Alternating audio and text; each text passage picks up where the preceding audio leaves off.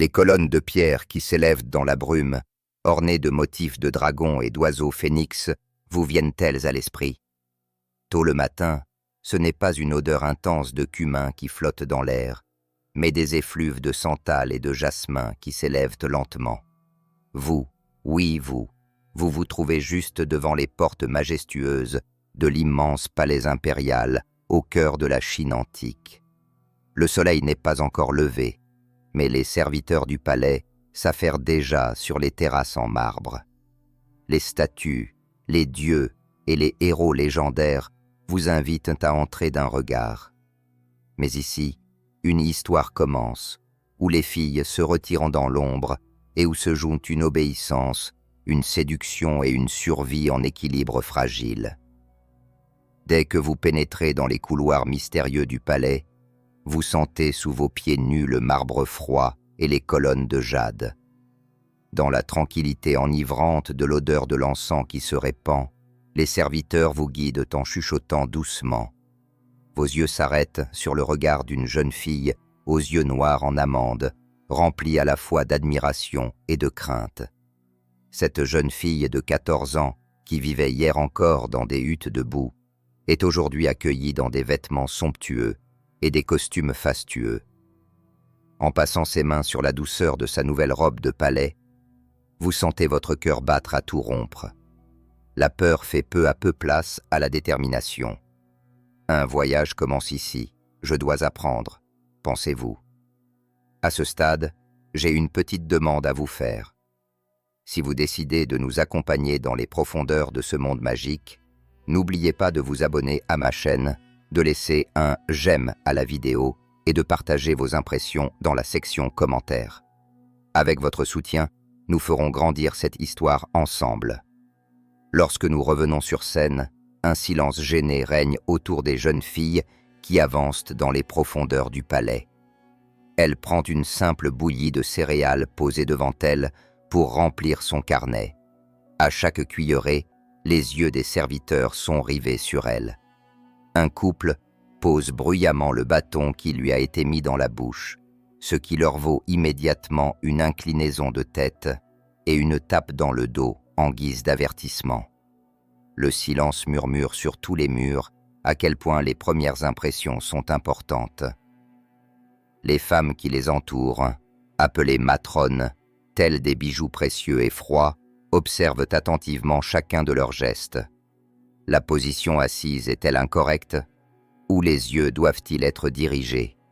Une jeune fille essaie de porter une tasse en porcelaine sans la renverser.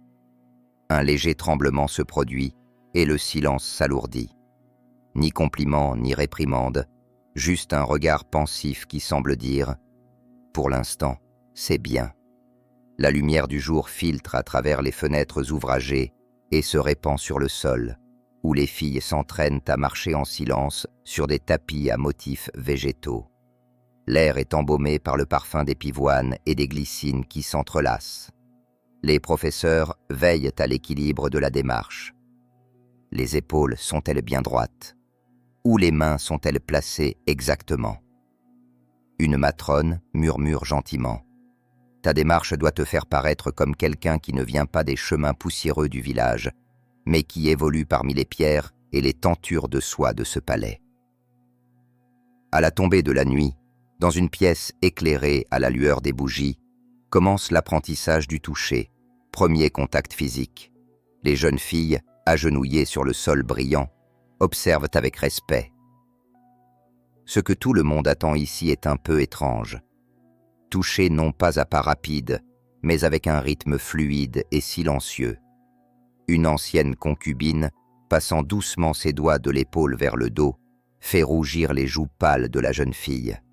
Mais celle-ci reste immobile, régulant sa respiration, car ce n'est pas seulement son corps qu'elle doit apprendre à maîtriser, mais aussi sa volonté. À la fin du rituel, elle passe dans une pièce silencieuse. Avec le même toucher délicat, des huiles parfumées sont étalées sur leurs mains dans des mouvements circulaires et elles reçoivent leur enseignement. Mais il ne s'agit pas seulement d'une préparation physique, c'est aussi un exercice mental. montrer sa fragilité, mais l'assumer, créer sa force à partir de sa vulnérabilité. Ah, elles ressentent elles aussi cette règle importante. Ainsi s'achève la confusion indigeste du premier jour. Les jeunes filles sont désormais enveloppées dans l'obscurité avec des sentiments contrastés, peur, admiration, résistance. Dans le cadre intimidant du palais, quelle voix s'élèvera, quel esprit murmura avec une voix grave. Tout se décidera le deuxième jour. Le matin du deuxième jour, la cour du palais est envahie par un autre silence. Ces jeunes filles ne sont plus des nouvelles venues. L'inexpérience de la veille s'est dissipée comme un voile fin. Pourtant, leurs pas trahissent encore une légère hésitation. Les éducateurs les conduisent vers un pavillon ombragé où brillent des lanternes dont la lumière est douce comme celle d'un lac. Ici, il est interdit de parler. Seuls les yeux et le langage corporel sont autorisés. La communication ne se fait plus par les mots, mais par les regards. Deux jeunes filles prennent place de part et d'autre d'une table basse laquée. Devant elles, une tasse de thé aux chrysanthèmes fraîchement infusée. Les éducateurs attendent derrière elles. « Utilisez vos yeux », murmure l'un d'eux. « Le thé peut couler, mais votre esprit doit rester immobile. » Les mains d'une jeune fille glissent légèrement sur la tasse. Des gouttes de sueur perlent sur son front. L'instructeur lui donne du courage en lui effleurant doucement le dos. Les ombres des eunuques qui s'affairent autour d'elle passent silencieusement. Le poids du regard qui les observe est presque palpable. Le silence apparent à l'intérieur est en réalité le bruit le plus fort du palais, celui de la discipline intérieure et d'une lutte intérieure. À l'approche du soir, l'entraînement prend une autre dimension. Derrière de lourds rideaux de velours, dans une pièce mystérieuse recouverte d'épais tapis, un nouvel exercice commence. La pratique du contact rapproché. Deux jeunes filles sont assises face à face, les mains tendues. Le but est simplement de passer légèrement la main sur celle de l'autre, d'un geste élégant mais précis, ni trop intime, ni trop distant. Une invitation subtile, sans passion, un contact qui n'implique aucune soumission, explique l'instructrice. Une jeune fille ferme les yeux, son index s'approche très près du poignet de l'autre, mais ne le touche pas. On entend le murmure de l'instructrice. Plus doucement, laisse le désir en suspens.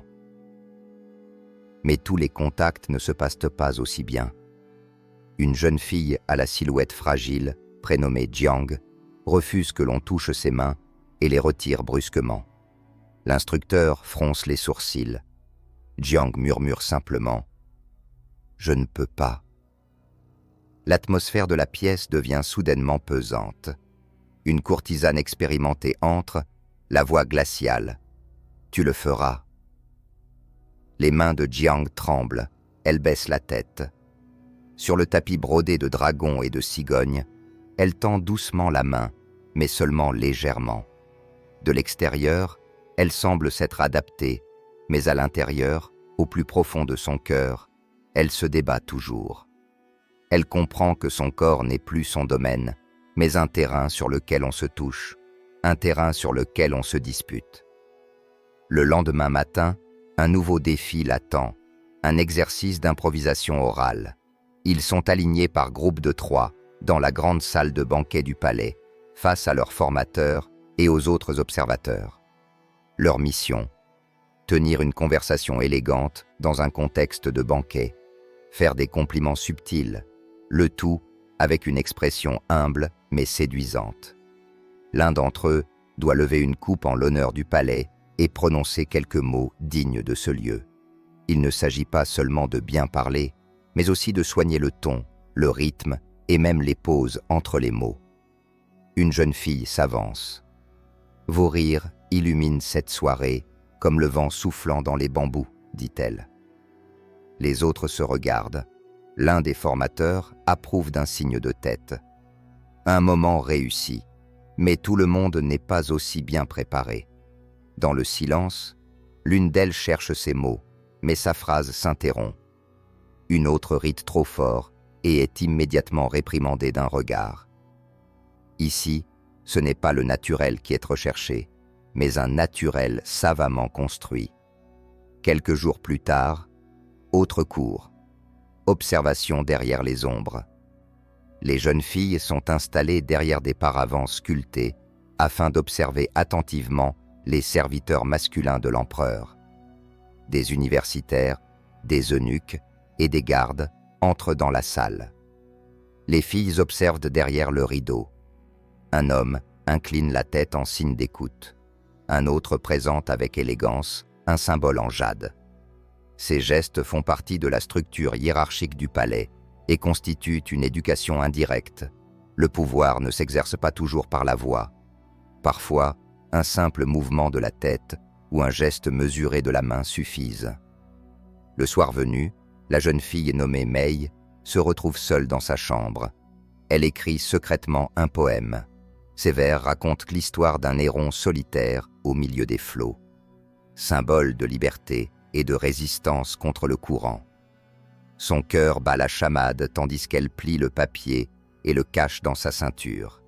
Pour elle, ce petit bout de papier est comme une déclaration de résistance. Silencieuse, mais profonde. Le lendemain, au milieu de la leçon, la matrone entre dans la salle, un éventail en soie à la main. Elle se tourne soudain vers Mei. « Lis ton poème. » La voix de Mei tremble, mais elle se maîtrise. Lorsqu'elle lit ces vers, il est impossible de deviner ce que pense la matrone. À la fin de la lecture, elle fait seulement un petit signe de tête. L'un des éducateurs murmure silencieusement « Garde cette passion en toi, mais ne la laisse pas se transformer en feu. » Mei vient de passer une autre épreuve. Plus tard dans la nuit, 3 filles, Jiang, Mei et Lian, se retrouvent dans un couloir sombre. Elles ont une conversation brève mais émouvante. Jiang se souvient des berceuses de sa mère. Mei murmure son poème. Lian parle de son frère disparu, les larmes aux yeux. Ces moments sont comme un refuge chaleureux entre les murs de pierre froids du palais. Ces liens leur apporteront réconfort et force, mais ils les lieront également à leur destin. Les éducateurs sont conscients de ces liens. Ils peuvent renforcer leur obéissance, mais aussi nourrir leur rébellion. C'est pourquoi ils leur accordent des permissions limitées. Partager une tasse de thé, se saluer en silence. Mais chaque geste est surveillé et mesuré. Le rire étouffé de Jiang la nuit dernière a été immédiatement réprimé d'un regard. Le palais se souvient de tout, enregistre chaque geste. Ainsi, à la fin du 2e jour, les jeunes filles retournent dans leur chambre, ayant appris la grâce et la force tranquille, mais aussi ayant pris conscience plus profondément de leur âme. De plus grandes épreuves les attendent à l'avenir. Rencontrer les serviteurs de l'empereur, les premiers rituels individuels, des interactions plus complexes entre le corps et l'esprit. Mais pour l'instant, elles se trouvent, tout comme vous, au cœur de cette histoire, au bord d'un équilibre fragile. Alors que le soleil filtre à travers les fenêtres à croisillons laqués du palais, une lumière dorée envahit les salles d'une douceur ambrée. C'est ici, dans ce lieu sacré, que les jeunes concubines s'apprêtent à faire un pas de plus vers leur destin. Aujourd'hui, elles vont se présenter pour la première fois devant un fonctionnaire de rang intermédiaire du palais de l'empereur. Ce sera le premier véritable test où elles devront mettre à l'épreuve toutes les subtilités, tous les mouvements gracieux et toutes les paroles mesurées qu'elles ont apprises jusqu'à présent. Vous vous trouvez dans une salle d'attente où règne un silence profond. 8 jeunes filles sont agenouillées sur des coussins brodés. La tête baissée, elles respirent silencieusement, mais leurs cœurs battent à tout rompre. Puis une silhouette entre par la porte. Un fonctionnaire de la cour, vêtu avec soin. Tout le monde dans la salle s'incline. Lui se contente d'un bref signe de tête en guise de salut. Il regarde lentement autour de lui, observant la posture des épaules, la position des mains, le regard. Alors que des effluves de santal et de cannelle s'échappent de l'encensoir en bronze devant lui, cet examen silencieux ressemble à une bataille. L'une des filles lève la tête au mauvais moment. Son éducatrice, juste derrière elle, lui donne un léger coup de coude pour l'avertir. Une autre retient soudain son souffle, les yeux remplis de larmes. Le responsable avance d'un pas calme et s'arrête devant chacune d'elles pour dire quelques mots. « Votre éventail, s'il vous plaît. » La jeune fille plie l'éventail qu'elle tient dans sa main d'un geste gracieux et le tend. Le responsable approuve d'un signe de tête et passe à la suivante. Ce petit geste est la première forme de communication silencieuse mise en place pour évaluer leur discipline et leur politesse. Après la présentation, le responsable appelle l'une des filles. La jeune fille se lève lentement et s'agenouille à nouveau. Sa voix est mesurée et basse. Votre sagesse illumine cette aube. Une étincelle indéfinissable brille dans les yeux du responsable. Il fait un petit signe de tête. Les autres filles comprennent ce que cela signifie. Même un petit compliment est une lueur d'espoir. La jeune fille de deuxième rang, prénommée Lynn, s'avance, mais sa voix se brise. Les mots s'étranglent dans sa gorge. Son visage est en feu. Le responsable la regarde sans rien dire, sans détourner les yeux. Le silence est la punition la plus sévère. Même les éducateurs retiennent leur souffle. Lynn s'effondre, son erreur semble écrite sur son front. À ce moment-là, les autres filles redressent les épaules. Elles savent ce que signifie ce silence. Ici, la moindre hésitation laisse des traces. La dernière instruction du responsable s'accompagne d'un autre test subtil, le contact visuel. Il se tourne vers Liane. « Regarde-moi », mais sans nostalgie. Yaakekova, Liane relève la tête. Son regard est droit, mais il brille d'une douce lueur. Un petit sourire apparaît sur ses lèvres, puis disparaît aussitôt. Le responsable approuve d'un signe de tête. Elle ressent une joie intérieure, mais rien ne transparaît à l'extérieur.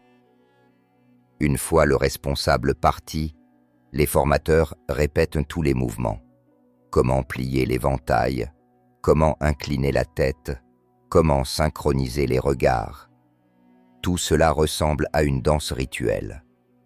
Dans le silence, on entend le bruissement des tissus soyeux. À présent, chacun de leurs mouvements est plus conscient. Un sourire est une invitation secrète, une inclinaison de la tête est une limite cachée. En avançant dans les couloirs, Liane et Mei se croisent du regard et échangent un léger signe de tête. Jiang les observe depuis le côté, les yeux pleins de curiosité. Le soir venu, ils se retirent dans leur chambre, dans un murmure. Comment ressent-on le pouvoir? Qui peut rivaliser avec ce pouvoir? Ces questions font désormais partie intégrante de leur esprit. Lynn s'enferme dans sa chambre. Elle pleure en silence. Puis, avec colère, elle frappe du poing sur la table et murmure des malédictions dans son oreiller. Mais au fur et à mesure que la nuit avance, ses larmes se tarissent. Elle arrange ses cheveux et commence à répéter à voix basse. Un nouveau jour va se lever. Elle doit être prête pour ce matin. Le matin, l'entraînement reprend de plus belle. Chaque fille reçoit un petit miroir, un éventail orné de vers de poésie et des huiles parfumées. On leur enseigne une nouvelle subtilité, l'art du parfum. Il s'agit de déposer une petite goutte sur leur poignet ou sur le bord de leur éventail. Ainsi, chacun de leurs mouvements, chaque fois qu'elles lèveront les bras, dégagera un léger parfum. Une séduction invisible mais efficace. Un jeu qui ne se joue pas avec les yeux, mais avec l'air. Plus tard dans la journée, les éducateurs emmènent un petit groupe dans un escalier secret. Dans une pièce sombre, des courtisanes âgées sont assises. Elles tiennent dans leurs mains de petites plaques de jade. Ce sont des souvenirs d'amour passés, les témoins silencieux de l'histoire du palais. Les éducateurs disent « Un jour, le nom de l'une d'entre vous sera inscrit sur l'une de ces pierres. » Chaque fille prend une pierre dans sa main. La froideur et le poids de la pierre se font sentir sous ses doigts. Mais sous ce poids se cache une autre beauté, la splendeur d'être se souvenu. À l'approche du coucher du soleil, le silence revient dans la cour en pierre. Les filles sortent de leur chambre. Leur démarche a changé. Leurs pas sont lourds, mais gracieux. Leur regard est calme, mais attentif. Elles ont désormais appris les parfums, les regards, les inclinaisons de tête, l'art d'utiliser l'éventail. Mais le plus important reste à venir, se présenter devant l'empereur, les intrigues invisibles de la cour, la rivalité entre les autres concubines. À partir de cet instant, elles ne sont plus seulement des jeunes filles, mais des identités en pleine transformation, en pleine reconstruction. L'enfance qui sommeille en elles est comme un souvenir qui vibre encore au plus profond d'elles-mêmes. Elles ne savent pas encore si ce souvenir sera une source de force ou de faiblesse pour l'avenir. Mais pour l'instant, alors qu'elles descendent silencieusement les marches de pierre du palais, elles semblent murmurer quelque chose aux spectateurs et à elles-mêmes. Chaque geste, chaque sourire, chaque souffle fait partie d'un jeu. Et dans ce jeu, la chose la plus importante qu'elles doivent apprendre pour survivre est de savoir quand se taire et quand parler. La nuit la plus sombre du palais tombe.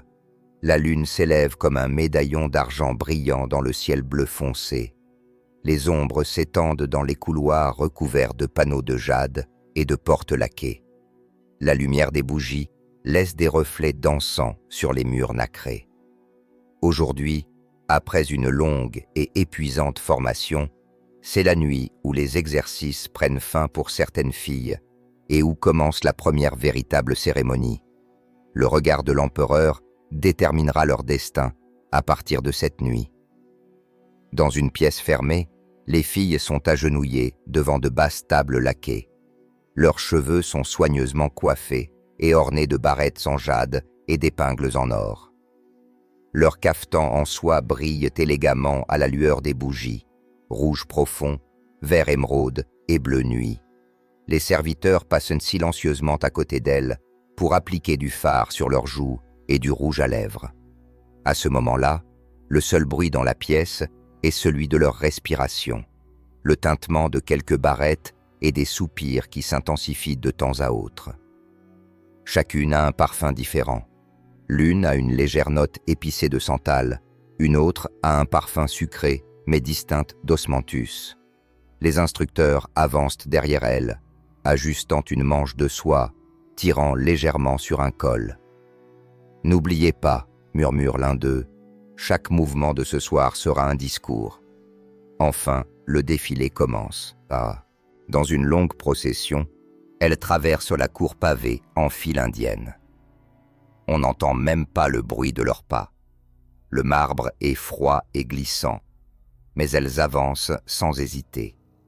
Au-dessus de leur tête, des lanternes se balancent dans une légère brise, projetant des ombres tremblantes sur leur visage. L'empereur n'est pas encore là, mais cet endroit lui appartient. Chaque pierre, chaque jardin, chaque ombre existe pour lui. Ils entrent dans la grande salle à colonnes. Les musiciens jouent du gouquin et du pipa. Les mélodies sont douces, ondulantes, un peu tristes. Les filles s'alignent au bord d'un tapis brodé de dragons et de grues et s'inclinent respectueusement. Première partie de la cérémonie, la danse. Elles doivent se présenter une à une et marcher au milieu du tapis avec des mouvements gracieux.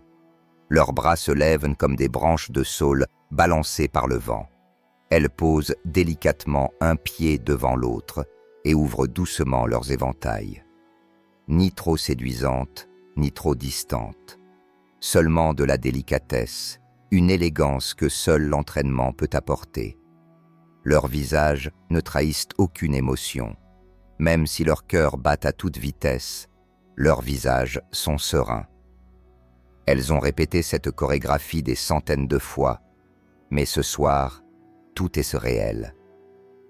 Les professeurs les observent dans l'ombre. L'angle des poignets, l'inclinaison du cou, la légère fermeture des lèvres, tout a son importance. L'empereur n'est toujours pas visible, mais les dignitaires du palais, les ministres et les hauts fonctionnaires sont assis au bord de la salle et les évaluent du regard. Ils ne regardent pas seulement la beauté, mais aussi la posture, le maintien et les détails de la grâce. Car ces jeunes filles ne sont pas seulement destinées à être admirées, elles se préparent à devenir des gardiens de la loyauté, de la discipline et du secret. Lian se distingue ce soir-là comme une étoile brillante. Ses mouvements sont parfaits, son visage rayonne d'une lumière modérée. Un instant, son regard croise celui d'un ministre âgé. Personne d'autre ne le remarque, mais ils échangent un léger signe de tête. Elle se rend compte qu'elle a attiré l'attention. Mais tout le monde ne réussit pas. Jiang hésite un instant. Son pas est trop court. Son éventail glisse. Elle se reprend rapidement, mais son regard sévère est tel que cette erreur restera gravée dans la mémoire du palais. Une autre jeune fille perd le rythme pendant un instant. Une expression de panique se lit sur son visage, mais elle se reprend immédiatement. Personne n'a remarqué cet incident. Après la danse, les filles s'assoient à nouveau au bord du tapis. Les dignitaires du palais s'approchent d'elles et leur posent des questions apparemment polies, mais qui cachent en réalité un examen. Quelle fleur exprime le mieux la modestie? Quel vers honore la lune de ce soir? Ah, chaque réponse doit briller par son intelligence, mais sans jamais être empreinte d'arrogance, sans blesser, mais avec une élégance qui laissera une trace. Mei choisit la bonne réponse, le lotus, qui s'épanouit dans une éau boueuse. Le responsable s'incline avec satisfaction. Une autre fille ne se souvient pas du deuxième vers du poème. Un petit signe de tête de son éducateur scelle son destin. Derrière le rideau, certaines filles se réconfortent silencieusement. Une main posée sur une épaule, un regard complice. Même dans cette nuit froide et majestueuse du palais, elles s'offrent mutuellement un peu de chaleur humaine. Jiang, malgré l'erreur qu'elle a commise pendant la danse, retrouve des forces dans ses regards. Elle se redresse et respire profondément. Demain sera un autre jour. À la fin de la soirée, les filles se retirent silencieusement dans leur chambre. Mais dès que les portes se ferment, les chuchotements commencent. Qu'ont dit les responsables? Qui a attiré l'attention? Qui a fait une erreur? Certaines filles fondent en larmes, tandis que d'autres ont dans les yeux l'éclat d'une petite victoire. Un regard, un petit signe d'approbation suffit. Le palais est une arène où la victoire et l'erreur sont immédiatement récompensées. Cette nuit-là, Lian est assise seule près de la fenêtre. Son visage est comme un miroir face à la nuit. Elle a reçu les compliments, mais une question la ronge. Suis-je vraiment devenue la personne que le palais voulait, ou une partie de moi est-elle encore libre à l'intérieur? En regardant les étoiles, elle prend conscience du plus grand paradoxe de ce palais. Pour réussir, il faut se soumettre. Pour devenir maître, il faut se transformer. Les premières lueurs du jour frappent les murs du palais. Une nouvelle journée commence. Les filles sont fatiguées, mais attentives. Leurs corps sont épuisés, mais leur esprit est alerte. Le rituel est peut-être terminé, mais la danse continue. Le lendemain, elle pourrait se présenter devant l'empereur en personne. Une silhouette se profile au milieu de la cour. Une concubine qui a passé la nuit à subir cette cérémonie éprouvante. Sa robe de soie flotte sur le sol en pierre, la tête haute mais le regard profond. Elle avance entre les volutes de fumée d'encens qui s'élèvent lentement dans le ciel et les cyprès centenaires. Ce n'est pas la fin, mais un début. Elles ne sont plus seulement des petites filles, mais des jeunes femmes façonnés par la délicatesse, la patience, la grâce et la résistance. Le palais est à la fois leur prison et leur scène. Elles semblent fragiles, mais elles possèdent désormais une force invisible qu'elles manient avec maestria. Un regard, un mot, un souffle. Et voilà l'histoire qui se poursuit en silence.